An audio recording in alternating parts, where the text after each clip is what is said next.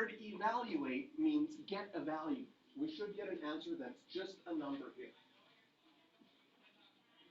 Now, starting this off should tell your brain that this is impossible to do without a calculator. Because starting this off, you would have a log 9 of 6. Does anybody know what power of 9 is equal to 6? 9 to what power 6? Ooh, it's got to be less than 1, but it's not a nice number. Okay, so that's not working good. And then we have subtract log 9 of 72. That 2 is not, oh, can you see that's so close to being 2? Because 9 squared is 81. It's so close. But again, to actually find all of the values without a calculator would be very, very hard. So what we do in a question like this is we say, well, I have some log laws. What would happen if I did some things with these log laws? So I could combine this to be a single logarithm. This 3 would go in as an exponent. So I would have log 9 of 6 cubed minus log 9 of 72. And then I have a log law that says if you're subtracting, we can make this into a fraction. Whatever is positive will be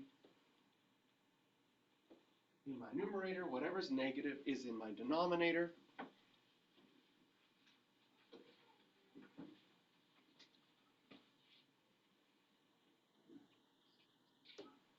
And then we have a little bit of mental math to do here. Now, as far as mental math goes, you have a couple of options. If you want to simplify this, you could do 6 times 6 times 6, maybe you know it from your powers chart, 216. Then you would have 216 divided by 72, which you could try to simplify. 3. Okay? 3? Good. Right? So you could multiply it out and get 216, then have 216 divided by 72 and get 3. That would work. Okay?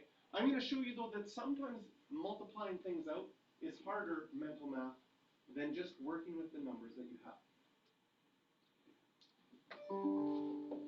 Can you see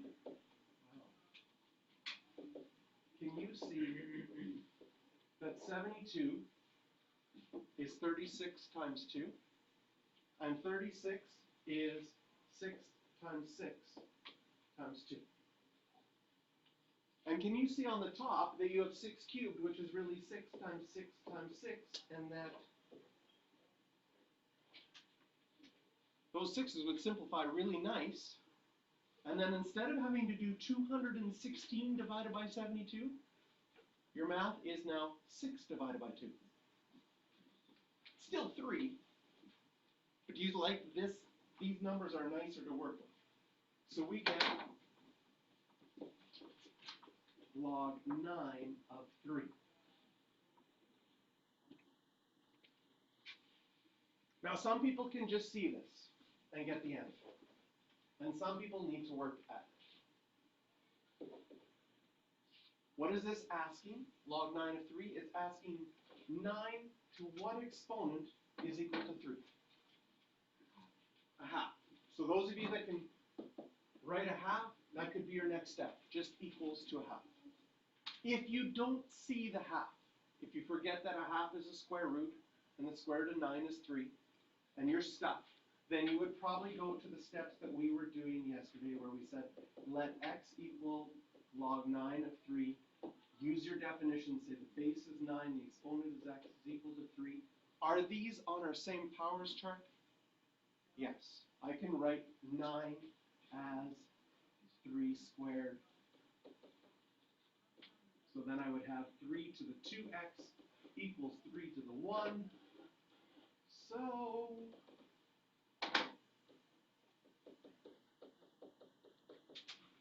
it's a lot easier just if you see the answer. But if you don't see the answer, you do have a method that could figure it out for you. That's also nice. It's better than nothing.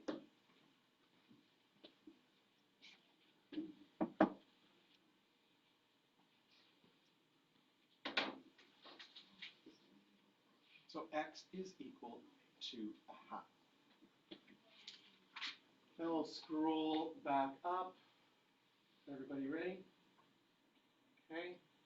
Now in part B, same thing. I'm going to just erase this.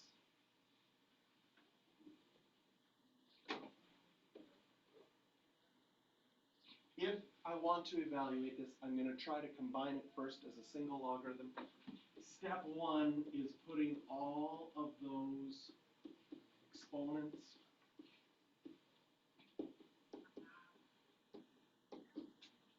inside.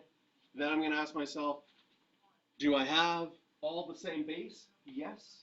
So I can combine this to a single logarithm. The 6 squared and the 12 will be in my numerator because they're positive. The 3 cubed will be in my denominator.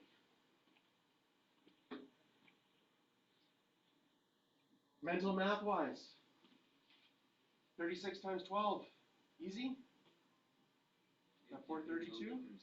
And you have to divide by 27? Not, those numbers are big, right? So what would I probably recommend? I'd probably recommend, well, the bottom is 3 times 3 times 3. Can you see that 6 is 3 times 2? And you would have that twice, times 3 times 2. And 12 is 3 times 4.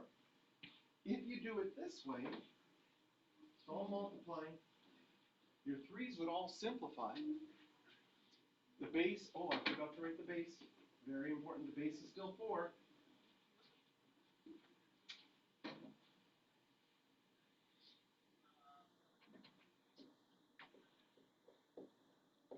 What am I left with? 2 times 2 times 4, 16.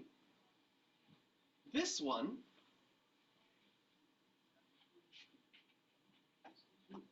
is, I think you could do without having to do it. You can say, what is the exponent 4 to what exponent is 16? It's equal to 2.